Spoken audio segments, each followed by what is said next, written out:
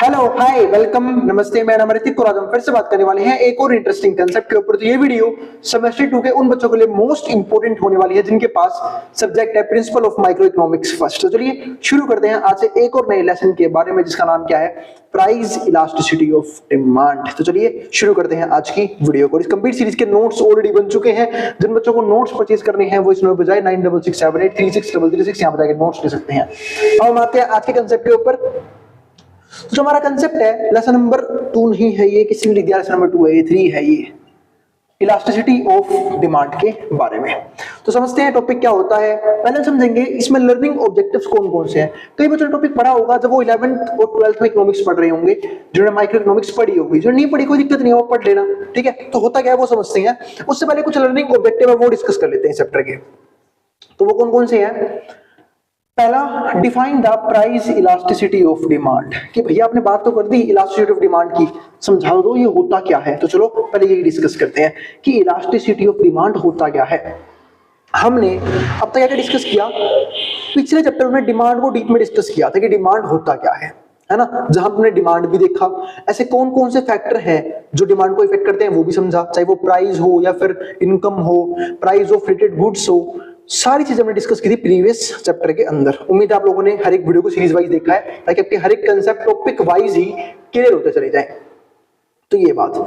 इसके अलावा हमने ये देखा डिमांड के अंदर कि मतलब और भी बहुत सी चीज थी जो हमने डिमांड की डिस्कस कर ली, लेकिन मैंने अभी क्या बताया आप लोगों को कि हमने ये चीज सीखी थी काफी इंपॉर्टेंट कि ऐसे कौन कौन से फैक्टर हैं वो जो डिमांड को इफेक्ट करते हैं। अब लेकिन कभी भी उस टॉपिक में मैंने ये नहीं बताया कि कौन सा फैक्टर ज्यादा इफेक्ट डालता है, कौन सा फैक्टर कम इफेक्ट डालता है। वही इफेक्ट जानने के लिए ना हम पता है क्या निकालते हैं, इलास्टिसिटी ऑफ डिमांड। यानी कि हम जानते हैं कि भाई इनकम की वजह से डिमांड में चेंज आता है, हम जानते हैं प्राइस भी डिमांड को चेंज करता है, हम जानते हैं दूसरे गुड्स के प्राइस भी डिमांड को चेंज करते हैं, लेकिन किस लेवल पे करते हैं। क्या सब गुड्स को सेम लेवल पे करते हैं? ऐसा जरूरी नहीं है, हो सकता है कुछ गुड्स को प्राइस चेंज भी कर पाए, कुछ गुड्स को ना चेंज कर पाए। तो वो सारे टॉपिक जो है ना वो कहां पे डिस्कस किए जाते हैं, इलास्टिसिटी ऑफ डिमांड के अंदर। यानी कि इलास्टिसिटी ऑफ डिमांड का मतलब ही यही है कि जो फैक्टर डिमांड में चेंज कर रहे हैं वो किस लेवल पे चेंज कर रहे हैं। कोई कम लेवल पे करता है, कोई ज्यादा लेवल पे करता है, तो किस लेवल पे चेंज कर रहे हैं वही हम डिस्कस करने वाले हैं इस कंप्लीट लेसन के अंदर। तो उम्मीद है आपको ये तो समझ में आ गया होगा कि प्राइस इलास्टिसिटी ऑफ डिमांड का मतलब क्या होता है। अब तक मैंने देख लिया कि इलास्टिसिटी ऑफ डिमांड का मतलब क्या है, और जो प्राइस इलास्टिसिटी है ना इसका मतलब है कि प्राइस की वजह से डिमांड पे किस लेवल का चेंज आ रहा है। क्या प्राइस जो है किसी भी गुड्स का क्या सेम लेवल पे चेंज लेके आता है? क्योंकि हमारे पास डिफरेंट डिफरेंट कमोडिटीज होती हैं, अलग अलग तरह के गुड्स होते हैं। क्या हर एक गुड्स के जो प्राइस हैं वो सेम लेवल में इफेक्ट डालते हैं? ऐसा जरूरी नहीं है। वो सब हम डिस्कस करने वाले हैं यहाँ पे। यानी कि कुछ गुड्स के प्राइस जो है वो ज्यादा लेवल पे चेंज लेके आते हैं, कुछ के ज्यादा लेवल पे चेंज लेके नहीं आते, ठीक है। तो वो सब हम डिस्कस करेंगे किसके अंदर, प्राइस इलास्टिसिटी ऑफ डिमांड के अंदर। दूसरा जो पॉइंट आता है वो क्या आता है, draw different demand curves as per the different types of elasticity. हमें डिफरेंट डिमांड कर्व ड्रॉ करने होंगे अलग अलग इलास्टिसिटी के हिसाब से। फिर तीसरा क्या है, measure elasticity of demand at a point on straight line demand curve. यानी कि हम जो है वो प्राइस इलास्टिसिटी निकालना सीखेंगे जब हमारे पास एक डिमांड कर्व स्ट्रेट लाइन हो। यानी कि जब डिमांड कर्व जो है बिल्कुल स्ट्रेट लाइन के अंदर हो तो हम इलास्टिसिटी कैसे निकालेंगे वो हम डिस्कस करने वाले हैं। इसके अलावा फोर्थ पॉइंट क्या है, measure or the elasticity of demand. यानी कि हम जो है इलास्टिसिटी ऑफ डिमांड को मेजर कैसे करते हैं वो टॉपिक डिस्कस करने वाले हैं। यानी कि कुछ न्यूमेरिकल टॉपिक्स भी हैं वो हम डिस्कस करेंगे। अभी मैं आपको डेरिवेशन करके भी दिखाऊंगा कि हम जो है प्राइस इलास्टिसिटी ऑफ डिमांड का फॉर्मूला कैसे बनाते हैं। फिर आता है fifth point, measure price elasticity of demand by using total outline on a commodity. यानी कि एक मेथड होता है total outline on the commodity, उसके हिसाब से हम कैसे प्राइस इलास्टिसिटी ऑफ डिमांड निकाल सकते हैं वो डिस्कस करेंगे।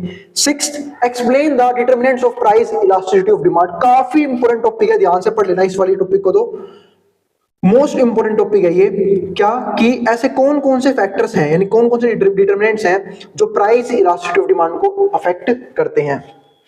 फिर आता है सेवंथ और आखिरी point, compare price elasticity of demand on various demand curves. फिर हम ये देखेंगे कि प्राइस इलास्टिसिटी ऑफ डिमांड जो है वो कैसे अलग अलग डिमांड कर्व पे इफेक्ट डालते हैं, ऑन वेरियस डिमांड कर्व्स।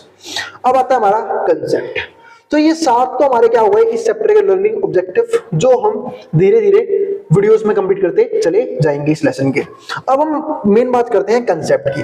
तो concept of elasticity of demand is a device to measure the responsiveness of the quantity demanded to change in any factor. इसका मतलब प्राइस इलास्टिसिटी, मतलब जो इलास्टिसिटी ऑफ डिमांड है वो ये दिखाता है किसी भी चीज को लेके कि responsiveness of the quantity demanded, यानी क्वांटिटी डिमांड जो है वो किस रेट से चेंज हो रहा है according to change in any factor, यानी किसी भी फैक्टर को लेके जो क्वांटिटी डिमांडेड है वो किस रेट पे चेंज हो जाती है उसको हम क्या किसके अंदर बोलते हैं, इलास्टिसिटी ऑफ डिमांड के अंदर बोलते हैं। यानी कि इन्फ्लुएंस किस लेवल का है, may influence the demand for the commodity. आप इन्फ्लुएंस कह लो, किस रेट पे चेंज हो रहा है ये कह लो, रिस्पॉन्सिवनेस कह लो, बात एक ही है कि सिंपल सी कि जो फैक्टर्स हैं वो डिमांड को किस लेवल पे अफेक्ट करते हैं उसी को हम निकालते हैं प्राइस इलास्टिसिटी के अंदर या फिर इलास्टिसिटी ऑफ डिमांड के अंदर। क्योंकि अगर मैं वर्ड यूज कर रहा हूं ना प्राइस इलास्टिसिटी, इसका मतलब मैं सिर्फ प्राइस वाले फैक्टर की बात कर रहा हूं, बाकी फैक्टर को इग्नोर कर रहा हूं। और अगर सिर्फ लिखा हुआ है इलास्टिसिटी ऑफ डिमांड, इसका मतलब क्या है कि कोई सा ही फैक्टर डिमांड को किस लेवल पे चेंज कर रहा है, चाहे वो लोगों की इनकम हो, इनकम के हिसाब से डिमांड किस लेवल पे चेंज हो रही है, चाहे वो गुड्स का खुद का प्राइस हो, प्राइस किस लेवल पे चेंज कर रहा है, और तीसरा जो प्राइस ऑफ अदर गुड्स है यानी कि प्राइस ऑफ रिलेटेड गुड्स है वो किस लेवल पे चेंज कर रहे हैं, वो सब हम डिस्कस करेंगे इसके अंदर। अब आता है हमारा फॉर्मूला। फॉर्मूला किस चीज का, प्राइस इलास्टिसिटी ऑफ डिमांड का, यानी कि ई निकालने का फॉर्मूला। अब वो देखते हैं यहाँ पे, उसका बिल्कुल तुच्छ सा फॉर्मूला है, percentage change in quantity demanded upon में परसेंटेज चेंज इन प्राइस। अब बना कैसे थोड़ा ये समझ लेते हैं। अगर मैं इसको शॉर्ट फॉर्म में लिखूं तो ये कुछ ऐसे लिखा जाएगा, परसेंटेज चेंज को हम दिखाते हैं डेल्टा से, तो अभी क्या जाएगा डेल्टा, और क्या लिखा हुआ है क्वांटिटी डिमांडेड यानी कि क्यू अपॉन में परसेंटेज चेंज इन प्राइस। अब कई लोगों को परसेंटेज चेंज निकालना नहीं आता होगा, मैं थोड़ा सा याद दिला देता हूं, आप लोगों ने बचपन में वैसे सीखा था, नहीं सीखा तो कोई दिक्कत नहीं है। इसको हम कुछ ऐसे लिखते हैं, change in quantity, change in quantity upon में क्या आएगा इनिशियल क्वांटिटी, इनिशियल क्वांटिटी। अब ये सब क्या होता है थोड़ी देर वेट कर लो, सबको समझ में आ जाएगा, ठीक है। अपॉन में जो परसेंटेज, और हाँ इनटू में 100, क्यों, क्योंकि हम बात किसी कर रहे हैं परसेंटेज चेंज इन क्वांटिटी की, और जब हम परसेंटेज चेंज निकालते हैं तो 100 से मल्टीप्लाई कर देते हैं। सेम ऐसे ही यहाँ पे क्या बन जाएगा हमारा, change in price, change in price, नीचे क्या आएगा हमारा इनिशियल प्राइस, इनिशियल प्राइस और मल्टीप्लाई बाय 100। हाँ, जिन लोगों ने बचपन में परसेंटेज पढ़ रखी होगी उन्हें पता होगा कि ऐसा हम क्यों करते हैं। मैं थोड़ा सा याद दिलाता हूँ वापस, एक मिनट वेट करना, किसी का फोन कॉल आ रहा है, एक मिनट। चलो आगे देखते हैं। हाँ, तो मैं क्या डिस्कस कर रहा था कि अब हमें निकालना देखते हैं एक बार। चलो मान लो मैंने कोई क्वांटिटी मान ली कि पहले एक गुड है ए, हम उसकी 100 क्वांटिटी खरीदे थे, जब प्राइस लेवल था कितना 50 रुपए, ये मान लेते हैं, ठीक है। अब मान लो एक नया प्राइस आया जिसको हम क्या बोलेंगे P1, वो हो गया है 100। इसका मतलब जो प्राइस है वो पहले कितना था 50, यानी कि मैं कहता हूं जो इनिशियल प्राइस लेवल है वो है 50। अब जो नया प्राइस लेवल है वो कितना हो गया 100, यानी कि प्राइस वो बढ़ गया है। अब प्राइस बढ़ गया तो सिंपल सी बात है भाई, क्वांटिटी में ज्यादा परचेज तो कर नहीं पाऊंगा, according to law of demand मैं कम क्वांटिटी परचेज करूंगा, तो जो Q1 है वो आ गया हमारे पास यहाँ पे कितना 50, तो ये आ गया। जब इनिशियल प्राइस 50 था, ठीक है, तो हम लोग 100 क्वांटिटी खरीदे थे, जैसे ही प्राइस बढ़ा हमने क्वांटिटी डिमांडेड कम कर दी। अब मैं निकालता हूं यहां से ईडी। अब एक बात और ध्यान रखना, यहाँ पे एक सिंबल आता है माइनस का, वो चीज मैं लगाना भूल गया था, माइनस का। ये माइनस कुछ नहीं है, ये सिर्फ ये दिखाता है कि नेगेटिव रिलेशन होता है डिमांड और प्राइस में, इसलिए हमेशा हम जो वो निकालते हैं ना प्राइस इलास्टिसिटी ऑफ डिमांड, वहां पे हम एक माइनस का सिंबल लेके चलते हैं, तो ये वो वाला माइनस है। अब आगे देखते हैं यहाँ पे, तो मैं आपको दिखाता हूं चेंज इन क्वांटिटी कैसे निकालोगे आप। चेंज इन क्वांटिटी की बात करूं मैं इस क्वेश्चन के अंदर सिर्फ, तो चेंज इन क्वांटिटी का मतलब क्या है कि भाई क्वांटिटी में कितना चेंज आया, तो उसके लिए कैसे पता करोगे आप, जो भी हमारे पास नई क्वांटिटी है उसमें से इनिशियल क्वांटिटी को माइनस कर दोगे।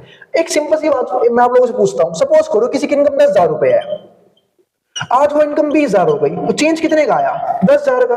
कैसे पता किया, जो नई इनकम आई है उसमें से पुरानी इनकम माइनस कर दी, इतना सिंपल सा काम था, ठीक है। तो कभी भी चेंज निकालना हो तो हम क्या करते हैं, जो भी चीज बाद में हुई है उसमें से पुराने वाली चीज को माइनस कर देते हैं। तो बस अगर पहली क्वांटिटी हमारी 100 थी, ठीक है, और बाद में क्वांटिटी घट के 50 रह गई, तो कितने में क्या चेंज आया 50 का, लेकिन ध्यान रखना -50 का, क्योंकि घट गया क्वांटिटी, तो ऊपर क्या आएगा चेंज इन क्वांटिटी डिमांडेड में -50। और नीचे क्या आएगा, इनिशियल क्वांटिटी। हमेशा पहले वाली चीज लेते हैं परसेंटेज में चेंज निकालने के लिए। इनिशियल क्वांटिटी कितनी है 100, क्योंकि हम चेंज देखेंगे इसके ऊपर, और मल्टीप्लाई में क्या रहेगा ये वाला 100 जो परसेंटेज को लेके आया है। सेम ऐसे नीचे क्या आएगा, चेंज इन प्राइस। प्राइस में कितने का चेंज आया, तो पहले प्राइस 50 रुपए था, अब प्राइस कितना हो गया 100 रुपए, तो कितने का चेंज आया 50 रुपए का। भाई प्राइस 50 रुपए से तो बढ़ा है। और कैसे बढ़ा किया, जो भी हमारा फाइनल प्राइस है उसमें से इनिशियल प्राइस माइनस कर दिया, तो कितने का चेंज आया 50 का चेंज आया। और पहले क्या रहेगा यहाँ पे, इनिशियल प्राइस कितना था 50 रुपए, और इनटू में रहेगा 100। अब देखो 100 से 100 कट गया, ठीक है, 50 से 50 कट गया, एक आया, एक माइनस यहाँ पे भी है। क्यों है, क्योंकि मैंने अभी भी समझाया था कि जब भी हम इलास्टिसिटी और डिमांड निकालते हैं हम बाहर माइनस लेके चलते हैं। क्यों, क्योंकि डिमांड और प्राइस में नेगेटिव रिलेशन होता है, उस चीज की वजह से वाला माइनस आता है। अब देखो इस वाले माइनस से माइनस भी कट जाएगा। अब 50 से 100 कटे कितना आ गया 2, तो 1/2 हमारा आंसर है, 1/2 यानी 0.5। तो इस केस में जो हमारा ईडी आया है वो कितना आया है 0.5। तो चलो ये भी हो गया। अब एक चीज और यहाँ पे समझते हैं काफी इंपॉर्टेंट, वो क्या कि अब इस फॉर्मूले को ना बिल्कुल मैं तुच्छ सा फॉर्मूला बना दूंगा, दिखाता हूं कैसे। तो माइनस यूं का यूं रहने दो पहले फिलहाल, अब मैं फॉर्मूले को रिपीट कर रहा हूं। एक काम करता हूं, इसको पहले मिटा देता हूं, फिर देख लेना इसे आगे। पहले उतार लो, उम्मीद है आपको टॉपिक समझ में आ गया होगा। मैंने एक न्यूमेरिकल भी करवा दिया साथ साथ, ताकि फॉर्मूले को आपको और अच्छे समझ में आ जाए। पहले उतार लो, फिर मैं इस फॉर्मूले को ना थोड़ा और छोटा कर देता हूं, ठीक है। पहले यहां तक उतार लेना। चलो फिर हम देखते हैं आगे के फॉर्मूले। हाँ, तो मैं क्या करता हूं, ये वाला माइनस रहेगा हमारा यूं का यूं। अब ये क्या है, change in quantity. Change in quantity का मतलब क्या होता है, डेल्टा क्यू, ठीक है। और इनिशियल क्वांटिटी कितनी है, अब देखो इस 100 से 100 कट जाएगा, इस वाले 100 से 100 कट गया, एक काट लिया मैंने, ये डेल्टा क्यू आ गया। और इनिशियल क्वांटिटी कितनी है उसको क्यू मान लेते हैं। नीचे वाला पार्ट क्या, change in price. Change in price का मतलब क्या है, डेल्टा पी, क्योंकि डेल्टा दिखाता है चेंज को, और इनिशियल प्राइस में क्या आ जाएगा पी। अब इसको फॉर्मूला थोड़ा और सोल्व कर लेते हैं, माइनस यूं का यूं, डेल्टा क्यू, ठीक है, और क्यू। ये यूं हो जाता है वैसे कि रेसिप्रोकल, ऊपर जाकर रेसिप्रोकल हो जाएगा तो पी ऊपर आ जाएगा और डेल्टा पी नीचे आ जाएगा। तो ये सब मैथ्स के टुच्चे मुझे टॉपिक जो हमने पढ़ रखे होंगे, थोड़ा और ढंग से अगर मैं लिख दूं तो ये कुछ ऐसे बनेगा, minus delta Q P upon Q multiply में डेल्टा क्यू डेल्टा पी, ठीक है। ये और कई तेजस्वी बालक होंगे, यूं मत कर देना भाई, डेल्टा से डेल्टा गया, पी से पी कट गया, क्यू से क्यू कट गया, वन आंसर आ गया। इतने करिश्माई बच्चे नहीं चाहिए मैथ के अंदर, ठीक है। ये यूं ही रहेगा, यही फॉर्मूला है, ठीक है। कईयों की मैथ होगी बहुत तगड़ी, वो यहां से उड़ाएंगे पी से पी, क्यू से क्यू और डेल्टा से डेल्टा, और आंसर आ जाएगा माइनस का 1। ना ना, इतना करिश्मा नहीं करना। ये हमारा सिंपल सा क्या है, फॉर्मूला बन गया है।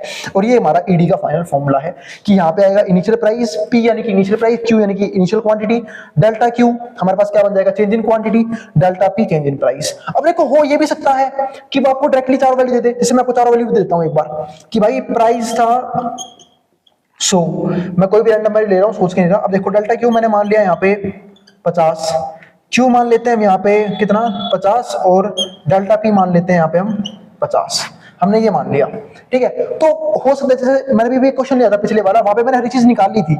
मैंने डेल्टा क्यू आपके सामने निकाला था, डेल्टा पी यानी कि चेंज इन क्वांटिटी आपके सामने निकाला था, चेंज इन प्राइस मैंने आपके सामने निकाला था, प्राइस और क्वांटिटी हमें गिवन थी। लेकिन इस क्वेश्चन में अगर 4 वैल्यू गिवन है, आप उठा के यहाँ पुट करोगे, आपका आंसर आ जाएगा।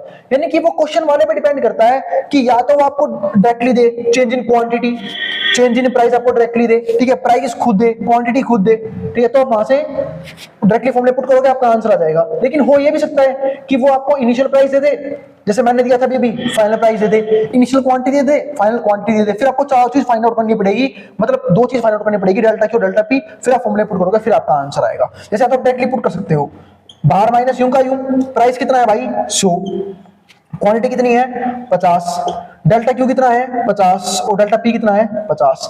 50 से हमारा 50 कट गया, 50 से 100 गया 2 पे, माइनस का 2 हमारा आंसर, कोई दिक्कत ही नहीं है ईडी में।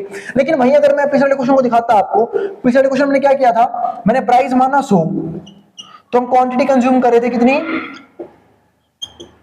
जो भी था 50। अब मान लो P1 आ गया 200, प्राइस बढ़ गया तो क्वांटिटी कम कर देंगे हम, क्वांटिटी हमने कर दी कितनी 50 से 25।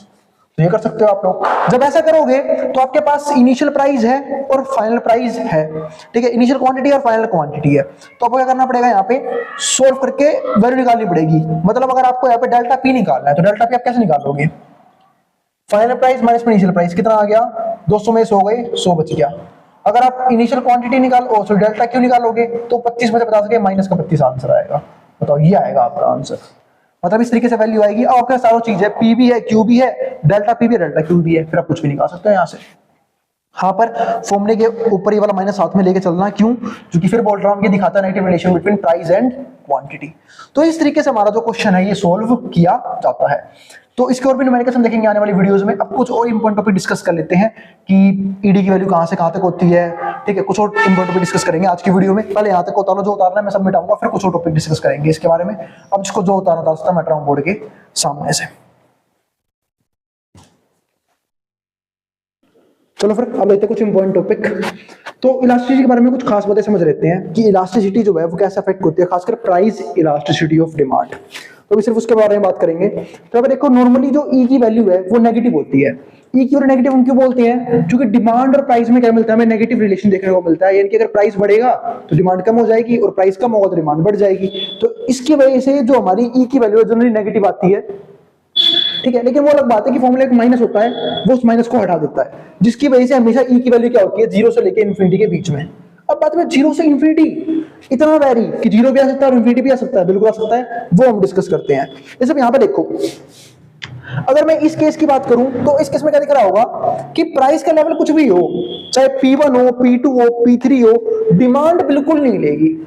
इसको हम बोलते हैं परफेक्टली इन इलास्टिक डिमांड, कि चाहे प्राइस में कुछ भी आग लग रही हो, प्राइस कुछ भी तबाही मचा रहा हो, डिमांड फिक्स रहेगी। मतलब ऐसा भी होता है कि प्राइस चाहे कितना ही बढ़ जाए चाहे कितना ही कम हो जाए, डिमांड कांस्टेंट रहेगी, बिल्कुल होता है। इसको हम बोलते हैं नेसेसरी गुड्स का केस, कि भाई जो चीज हमें क्या है, जिसकी हमें हाईली नीड है, बहुत ज्यादा जरूरत है, तो उस केस में प्राइस से कुछ भी किसी भी लेवल पे जा रखा हो, उसकी डिमांड हमेशा क्या रहेगी, कांस्टेंट रहेगी, क्योंकि जिस चीज की नीड है वो नीड है जो जरूरत है जीने के लिए, यानी कि जिनको हम बोलते हैं बेसिक प्रोडक्ट्स, जिनकी बहुत ज्यादा नीड होती है। तो उस केस में ना उनके प्राइस में कोई भी चेंज नहीं आ रहा होता। तो मतलब प्राइस में चेंज आ रहा होता, डिमांड में कोई भी चेंज नहीं आ रहा होता। चाहे प्राइस कुछ भी होता रहे लेकिन डिमांड क्या रहेगी, फिक्स रहेगी। इसी को हम पता क्या बोलते हैं, परफेक्टली इन इलास्टिक डिमांड, यानी कि ऐसी डिमांड जहां पे प्राइस में कोई भी चेंज क्वांटिटी में चेंज नहीं लेके आ सकता। तो ये चीज ध्यान रखना। अब आता है हमारा, तो ये हमारा क्या हो गया, परफेक्टली इन इलास्टिक। अब एक हमारा क्या होता है, परफेक्टली इलास्टिक। अब ये क्यों होता है? अब इसका मतलब पता है क्या है, इसको बोलते हैं फालतू की वस्तु है। अब फालतू की वस्तु का मतलब क्या है कि अगर इनका प्राइस थोड़ा बहुत भी ऊपर नीचे हुआ ना, इनकी डिमांड तबाह हो जाती है। मतलब इस प्राइस लेवल पे आप कितनी क्वांटिटी सेल कर लो, Q1 सेल करो, Q2 सेल करो, Q3 सेल करो, आपकी मर्जी है। लेकिन अगर आपने प्राइस को चेंज किया, क्योंकि प्राइस देखो कांस्टेंट है, इसको बोलते हैं परफेक्टली इलास्टिक। मतलब ऐसे गुड्स जो हमें कंफर्ट्स देते हैं, लग्जरी गुड्स जिनको हम बोलते हैं, यानी कि जिनके में नीड नहीं है, हम सिर्फ शौक पूरे करने के लिए लेते हैं। तो ऐसे केस में अगर उनका प्राइस थोड़ा बहुत चेंज हुआ ना, हम उनकी डिमांड ही कैंसिल कर देते हैं। जैसे सपोज करो कि अगर किसी फैमिली में एक गाड़ी की जरूरत नहीं है और कोई फैमिली गाड़ी लेना चाहती है सिर्फ शौक के लिए, क्योंकि कोई नीड तो है नहीं, और उन्हें लग रहा है कि गाड़ी के प्राइस काफी ज्यादा जल्दी चेंज हो रहे हैं, बहुत ज्यादा बढ़ चुके हैं, वो डिमांड कैंसिल कर देंगे। तो इसी को हम पता क्या बोलते हैं, परफेक्टली इलास्टिक गुड, यानी कि जहां पे प्राइस में थोड़ा बहुत भी चेंज डिमांड को पूरी तरीके से हिला के रख देता है। तो इसलिए यहाँ पे प्राइस कांस्टेंट रहता है और कांस्टेंट प्राइस पे जो मर्जी क्वांटिटी सेल कर लो। अब इसको हम बोलते हैं यूनिटरी इलास्टिक। यूनिटरी क्या होता है वो समझते हैं। देखो यूनिटरी का मतलब क्या होता है, जहां पे हमारा ईडी क्या है, 1 आए। और ईडी 1 कब आएगा, सबको पता है। ईडी यानी कि इलास्टिसिटी ऑफ डिमांड, उसका फॉर्मूला होता है percentage change in quantity divide by percentage change in price. तो जब 1 आया इसका मतलब क्या है कि जितनी value percentage change in quantity की है ना, उतनी ही value percentage change in price की भी है। यानी कि दोनों सेम होंगे तभी 1 आएगा। जैसे 2/2 1 होता है, 5/5 1 होता है। तो जब दोनों सेम होंगे ना तभी हमारा आंसर क्या आएगा, ईडी हमारा क्या आएगा, 1 आएगा, वरना हमारा ईडी 1 नहीं आ सकता। यानी कि मैं कह सकता हूं कि इस केस के अंदर जितना चेंज क्वांटिटी के अंदर आया है उतना चेंज ही प्राइस के अंदर आया है, तभी हमारा जो है ये वाला कर्व क्या हुआ है, बन चुका है। अब देखते हैं आगे। एक टॉपिक हमारे पास क्या है, इलास्टिक, और एक हमारा क्या है, इनइलास्टिक। अब इलास्टिक होने का मतलब क्या है, इलास्टिक होने का मतलब क्या है कि प्राइस में थोड़ा बहुत भी चेंज क्वांटिटी में ज्यादा चेंज लेके आ रहा है। जैसे ग्राफ में दिख भी रहा होगा आपको कि प्राइस थोड़ा बहुत चेंज हो रहा है, क्वांटिटी बहुत तेजी से चेंज हो रही है, इसी को हम क्या बोलते हैं, इलास्टिक। यानी कि इलास्टिक होने का मतलब क्या है, जब ईडी जो है, इस केस में जो हमारा ईडी है वो क्या है, ग्रेटर देन 1 आए, और यहाँ पे हमारा ईडी क्या होगा, लेस देन 1। अब ईडी ग्रेटर देन 1 का मतलब क्या है कि ईडी ग्रेटर देन 1 का मतलब है कि परसेंटेज चेंज इन क्वांटिटी ज्यादा है परसेंटेज चेंज इन प्राइस से। मतलब ऐसा क्यों? अरे आप लोगों ने बचपन में सीखा था, फ्रैक्शन की वैल्यू 1 से बड़ी कब आती है? फ्रैक्शन की वैल्यू 1 से बड़ी जब आती है जब ऊपर वाली वैल्यू क्या हो, ज्यादा हो, नीचे वाली वैल्यू क्या हो, कम हो। जैसे कि सपोज करो मैं लिखूं 4/4, तो ऐसे कट के 1 आ जाएगा, 1 से फालतू तो नहीं आया। लेकिन मैं ही लिखूं 5/4, तो आंसर क्या आएगा? 1 पॉइंट समथिंग कुछ आएगा, है ना, 1.25 आएगा मेरे हिसाब से, हाँ 1.25, ठीक है, वो आएगा। या फिर 6/4, तब भी 1 से बड़ी वैल्यू आएगी।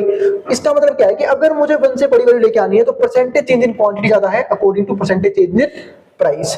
लेकिन वही मैं बात करूं इनइलास्टिक के केस में, यानी कि जब ईडी लेस देन 1 हो। और ईडी लेस देन 1 कब आएगा? जब ऊपर वाली वैल्यू क्या हो, छोटी हो, नीचे वाली वैल्यू क्या हो, बड़ी हो। यानी कि परसेंटेज चेंज इन क्वांटिटी क्या हो, कम हो, परसेंटेज चेंज इन प्राइस से। तो हमारे पास क्या आएगा? ED less than 1।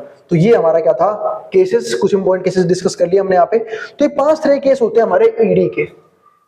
तो काफी इंपॉर्टेंट टॉपिक था प्राइस इलास्टिसिटी ऑफ डिमांड, उसका फॉर्मूला भी डेरिवेट करके दिखा दिया मैंने आप लोगों को, कुछ न्यूमेरिकल क्वेश्चन भी समझा दिए, और ये कुछ इंपॉर्टेंट टॉपिक था, ये मैंने आपको समझा दिया आज की वीडियो में। अभी भी बहुत कुछ बाकी है जो मैं डिस्कस करना है इलास्टिसिटी ऑफ डिमांड के चैप्टर में, जो हम नेक्स्ट वीडियो में डिस्कस करेंगे। तो आज के लिए इतना ही, मिलेंगे अगली वीडियो में। और अगर वीडियो पसंद आए तो वीडियो को लाइक करना मत जाना, और चैनल को सब्सक्राइब भी कर देना ऐसी वीडियोस के लिए। फिर भी कोई भी क्वेरी आ जाए, किसी भी तरह का डाउट बच जाए, आप मुझे कमेंट बॉक्स में कमेंट कर देना, मैं उस क्वेरी को सोल्व करने की पूरी कोशिश करूंगा। अब जिसको जो उतार सकता है मैं ड्रॉइंग बोर्ड के सामने से।